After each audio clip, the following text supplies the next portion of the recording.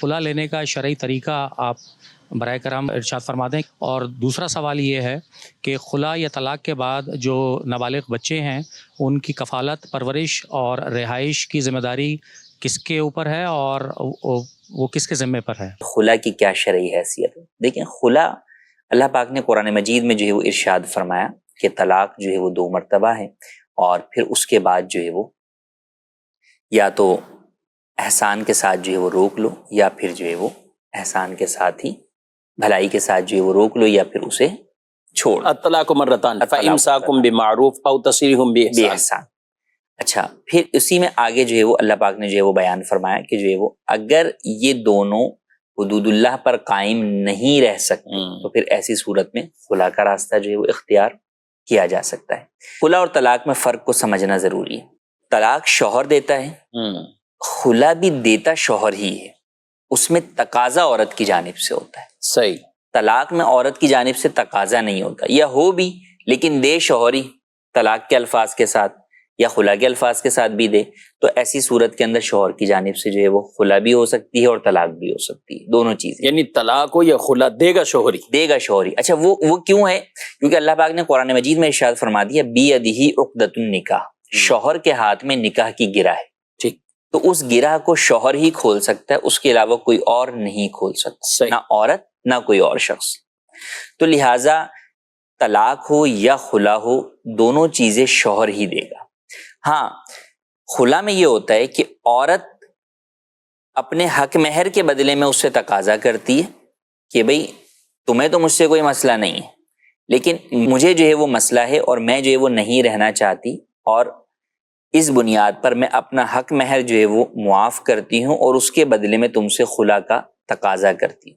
تو لہٰذا جب شوہر جو ہے وہ عورت کے اس تقاضے کو قبول کرتے ہوئے خلا دے دیتا ہے تو عورت پر طلاق بائن واقع ہو جاتی ہے خلا کے ذریعے، اور شوہر پر حق مہر دینا لازم نہیں رہتا۔ اب یہ بنیادی بات اس چیز کو جو ہے وہ یہاں پر سمجھنا ضروری ہے کہ دے گا بہرحال شوہر ہی۔ ہاں،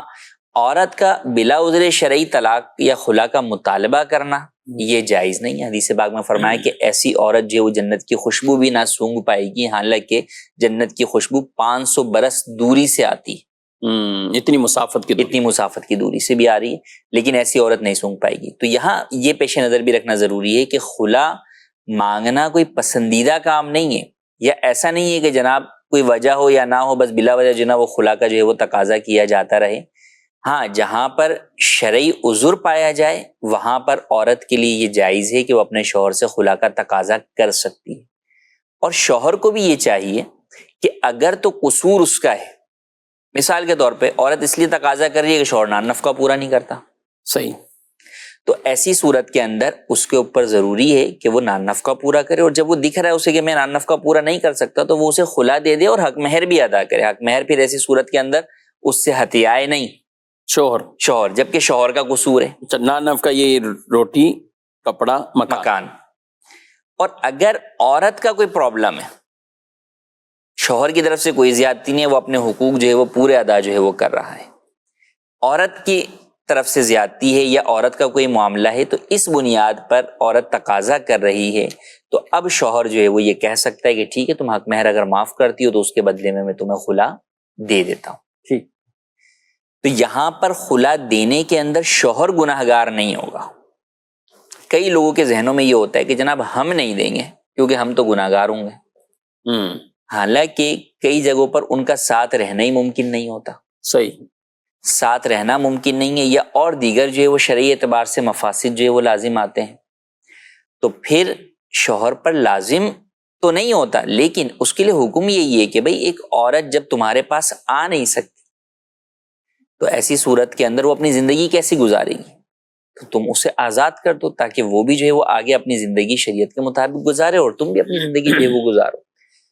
تو یہ طریقہ کار ہے بنیادی طور پر، لیکن اس کے برعکس لوگوں نے یہ سمجھ لیا ہے کہ نہیں جناب، جب ہم نے عورت نے تقاضا کر لیا ہے تو بس اب خلا ہو گیا،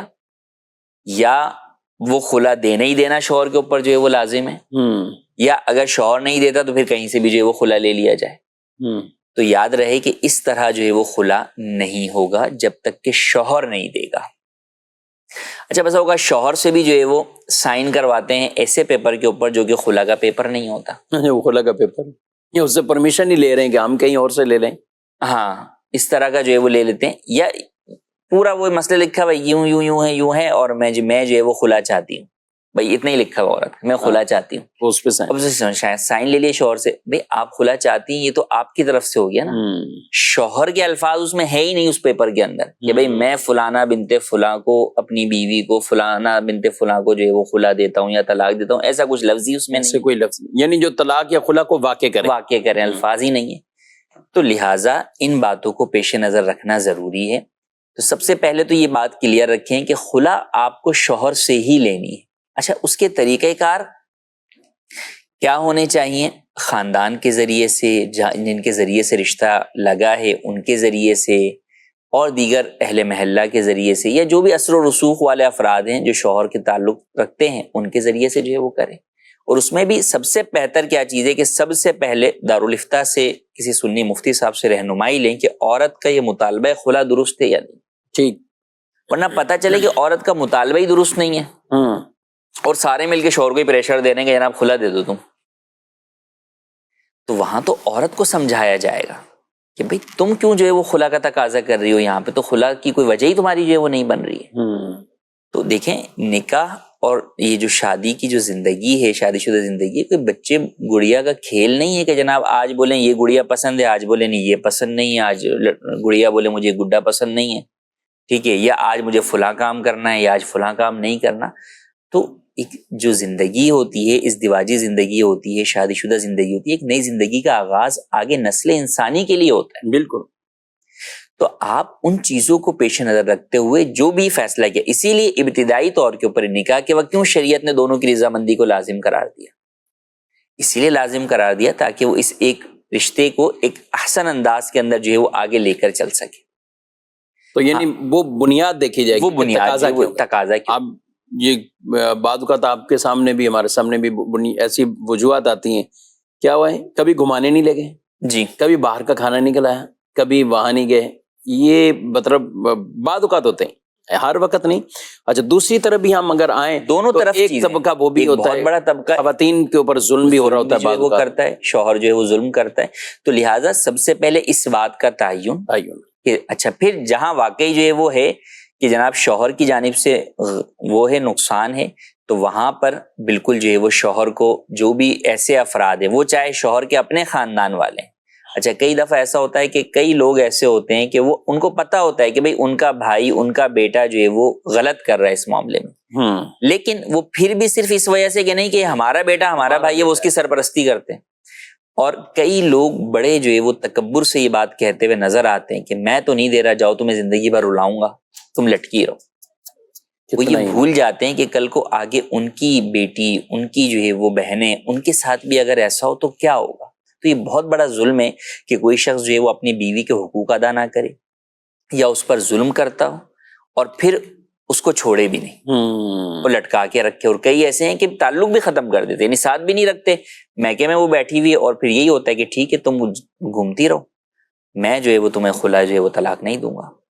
اچھا اسی میں وہی بات جو میں نے شروع میں کی, کئی لوگوں کے ذہن میں ہوتا ہے کہ ہم نہیں دیں گے, ہم دیں گے تو ہم گناہ گار ہوں گے. حالانکہ یہاں تو آپ نہ دے کر آپ گناہ گار ہو رہے ہیں کہ آپ نے ایک عورت کے حقوق ادا نہیں کر رہے, اس پر آپ ظلم الگ جو ہے وہ کر رہے ہیں, اور پھر جب وہ خلاصی کے لیے ایک راستہ چنتی ہے تو آپ اس راستے کی طرف بھی اسے نہیں آنے دیتے تھے. تو لہٰذا ایسا کرنا ہرگز جائز نہیں ہے. ایسی صورت کے اندر خاندان کے بڑے افراد پر, برادری کے بڑے افراد پر یہ چیز ضروری ہے کہ وہ دیکھیں اور اس کو چھٹکارا دلائیں, ظلم سے عورت کو جو ہے وہ بچائیں. اور یہاں تو شرعی بالخصوص جو ہم بات کریں وہ شرعی بنیادوں پر ہے نا, یعنی اگر کوئی راستہ اختیار کر کے کہ, اور بعض اوقات لڑکی والے بھی کہتے ہیں دیکھ لیں گے ہم, تم کیا کر سکتے ہو, ہم کہیں نہ کہیں سے سند ڈگری لے لیں گے اس چیز کے, اب آپ بیٹھے رہو. اب تو ان کا بھی یہ انداز ٹھیک نہیں ہے, ادھر والا کا بھی نہیں ٹھیک ہے. جب نہیں ہو رہا تو پھر اس کو جدائی پراپر. جی یہی ہے, کئی دفعہ یہ بھی ہوتا ہے کہ واقعی جو ہے وہ عورت کی طرف سے بھی جو ہے وہ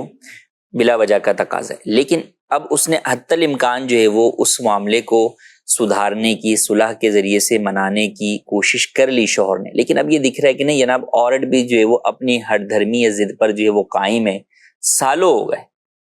اور وہ بیٹھی ہوئی ہے. تو پھر ایسی صورت کے اندر شوہر کو بھی چاہیے کہ پھر آسان انداز کے اندر اس کو جو ہے وہ فارغ کر دے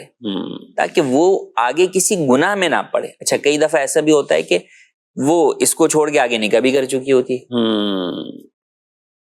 اس کو پتا ہے کہ بھائی یہ میرے نکاح کے اندر ہے, میں نے اس کو خلا یا طلاق دی نہیں ہے, اور وہ آگے کر رہی ہے. تو اب بھی بطور مسلمان دیکھیں ہم میں ہر ایک کو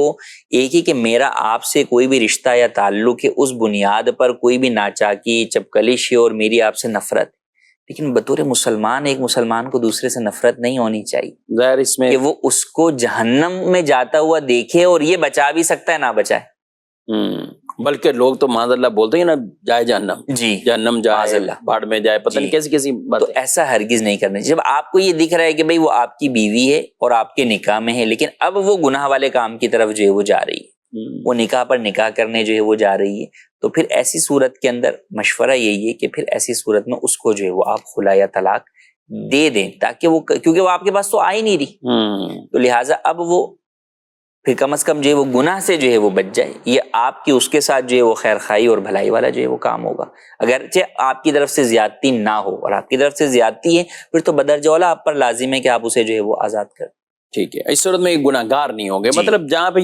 اور کوئی بھی اگر صورت ہو بالفرض عورت ہی مجبور کر رہی, وہ غلط ہو, جی, لیکن اب پتہ ہے کہ اگر میں نے یہ کام نہیں کیا اور اس نے آگے جا کر پھر مزید آگے اس طرح, اور بعد کا لڑکے خود کہتے ہیں کہ ہم نے تو شادی کر لینی, تمہیں لٹکا کے رکھیں گے ہم آگے شادی, تو یہ سارے طریقے ٹھیک نہیں ہیں. شریعت مطہرہ کی تعلیمات میں ہی ہمیں آنا چاہیے. بڑے خوبصورت انداز میں قرآن نے بیان فرمایا. خود سورہ بقرہ کے اندر یہ آیات مبارکہ الطلاق مرتان فامساک بمعروف او تسریح باحسان, اور پھر اس کے آگے جو تیسری طلاق کا ذکر ہے کہ اگر یعنی 2 مرتبہ تو یہ آپشن ہے, لیکن 3 طلاقیں واقع ہوگی تو پھر کوئی طرح کی کسی طرح کی رجوع کی بھی صورت نہیں ہوتی. تو یہ ہمیں خود بھی اس کو پڑھنا بھی چاہیے اور اس کے مطابق ہی زندگی گزارنی چاہیے. وہ ایک بزرگ کا بڑا واقعہ ہے اور بھی اسلاف میں سے, اور بہت اہم اسلاف میں سے, کہ جب ان کی اپنی بیوی کے ساتھ کچھ مسائل ہوئے تو اب ان کے اپنے بھائی پوچھنے آئے کہ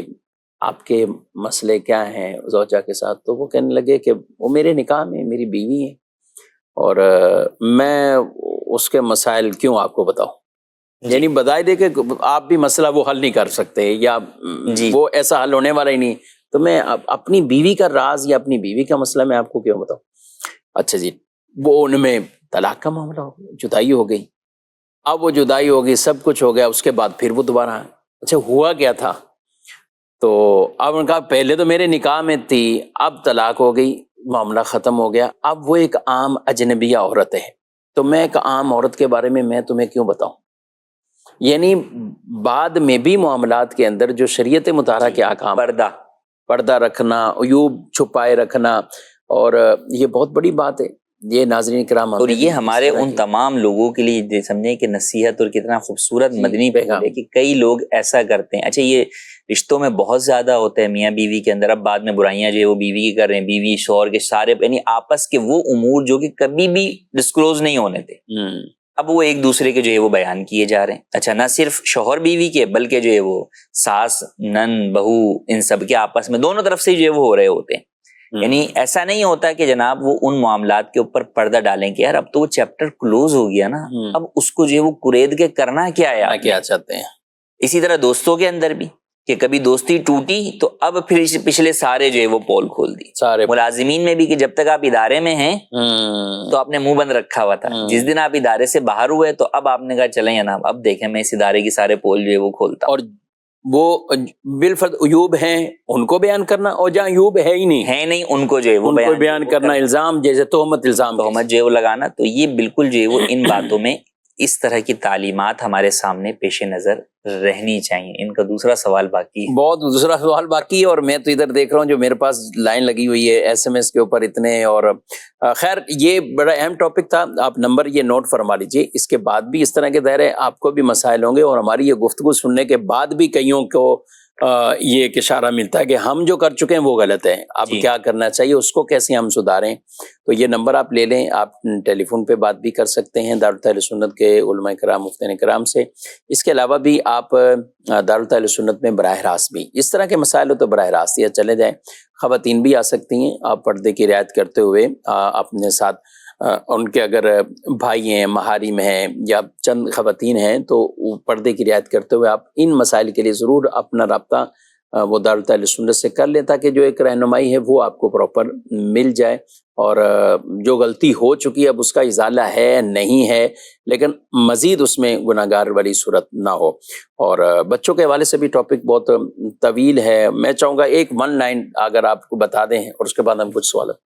دیکھیں، بچوں کا حق پرورش بیٹے کا 7 سال کی عمر تک اور بیٹی کا 9 سال کی عمر تک ماں کے پاس ہوتا ہے، جبکہ ماں جو ہے وہ شادی نہ کرے۔ ٹھیک ہے، یا بچے کے غیر محرم سے شادی۔ جی، اصل تو یہی ہے، عام طور پر یوں ہی ہوتا ہے، تو آسان لفظوں میں آپ یوں سمجھ لیں، ہاں اگر بچوں کے محرم سے ہی شادی کر لی، مثال کے طور پہ جناب جو ہے وہ شوہر کا انتقال ہو گیا اور اب جو ہے وہ عدت گزار کے عورت نے دیور سے ہی شادی کر لی، تو اب یہ بچوں کا محرم ہے، تو اب بھی حق پرورش ماں کے پاس ہی رہے گا۔ لیکن اگر ایسا نہیں ہے، بچوں کے نامحرم سے شادی کی، تو پھر ایسی صورت میں عورت کا حق پرورش ختم ہو جاتا ہے اور یہ حق پرورش نانی کے پاس آ جاتا ہے اگر نانی حیات ہیں تو۔ لیکن عمر وہی رہے گی 7 اور 9 سال، بیٹے کے لیے 7 سال، بیٹی کے لیے 9 سال، اور اس دوران بچوں کا جو بھی خرچ ہے وہ باپ پہ لازم ہوگا۔ اور 7 اور 9 سال کی جب عمر ہو جائے گی تو اب بچے باپ کے سپرد ہی کیے جائیں گے، اب پرورش میں باپ کے رہیں گے۔ ٹھیک، دونوں صورتوں میں، جب ماں کے پاس تھے یا نانی کے پاس تھے یا بعد میں باپ کے پاس آ گئے، ایک دوسرے سے ملاقات کے لیے بچوں کو منع نہیں کیا جا سکتا۔ جب ماں کی پرورش میں ہے تو باپ بچوں کی ملاقات روکی نہیں جا سکتی، اسی طرح جب بچے باپ کی پرورش میں آ جائیں گے تو ماں اور بچوں کی ملاقات کو روکا نہیں جا سکتا، کیونکہ رشتہ آپ دونوں کا ختم ہوا ہے، اولاد کا اپنے والدین سے رشتہ باقی ہے، تو لہٰذا اس چیز کو پیش نظر رکھنا ضروری ہے۔ نان نفقے میں جو ہم نے بنیادی بات بتائی کہ وہ شوہر باپ پر لازم ہے، اس میں یہ بات ہمیشہ یاد رکھیں کہ لوگ پوچھتے ہیں وہ کتنا ہے، وہ باہمی رضامندی سے بیٹھ کر جو اخراجات ہیں ان کو پیش نظر رکھ کر کیا جائے گا۔ اس میں کئی دفعہ لوگوں کی طرف سے زیادتی ہوتی ہے، جناب میں سب اسکول پڑھانا ہے، باپ کہہ رہا ہے کہ بھئی میری اتنی طاقت ہے کہ میں جو ہے وہ مثال کے طور پہ 2000 روپے والے اسکول میں پڑھا سکتا ہوں، ماں کہتی ہے نہیں جناب میں تو 10,000 والے اسکول میں پڑھانا ہے۔ صحیح، تو یہ نہیں دیکھا جائے گا، باپ کی استطاعت کے مطابق ہی اخراجات جو ہے وہ کیے جائیں گے۔ ہاں ایک بنیادی خرچہ ہے بھئی کھانا روٹی جو چیزیں ہیں بنیادی، تو اس کے اندر باپ اپنی آمدنی بڑھائے گا تاکہ اپنے بچوں کے اخراجات جو ہے وہ پورے کریں، لیکن اس کے علاوہ جو بھی سائیڈ کے اضافی اخراجات ہیں وہ مائنس بھی ہو سکتے ہیں، جیسے اسکول یا اور دیگر چیزیں ہیں، یا ان میں کم والی سائیڈ کو جتنے میں باپ جس کو افورڈ کر سکتا ہے اسے اختیار کیا جائے گا، اور اس میں بھی کیش دینا ضروری نہیں ہے، وہ بچوں کا جو بھی کھانے پینے کا سامان ہے وہ سامان کی صورت کے اندر بھی انہیں فراہم کر سکتا ہے، ڈائریکٹ سامان ہی دے رہے ہیں، ڈائریکٹ فیس بھی جو ہے وہ اسکول کی جو ہے وہ ادا کر سکتا ہے، ڈائریکٹ کپڑے ہی لے جا کر دے دے کہ بھئی یہ لیں میرے بچوں کے کپڑے ہیں، یہ جو ہے وہ آپ انہیں جو ہے وہ پہنا دیں، تو یوں بھی کیا جا سکتا ہے۔ بہرحال یہ باہمی رضامندی سے بیٹھ کر طے کرنے والی چیز ہے۔ یعنی اس رشتے کا تقدس یعنی بچوں کا تو ہے نا، ماں باپ ہیں دونوں، ایک اعتبار سے ان کا مستقبل خراب نہیں کرنا چاہیے۔ اصل میں ہوتا یہی ہے کہ دیکھیں جب یہ دونوں بھی رشتے میں تھے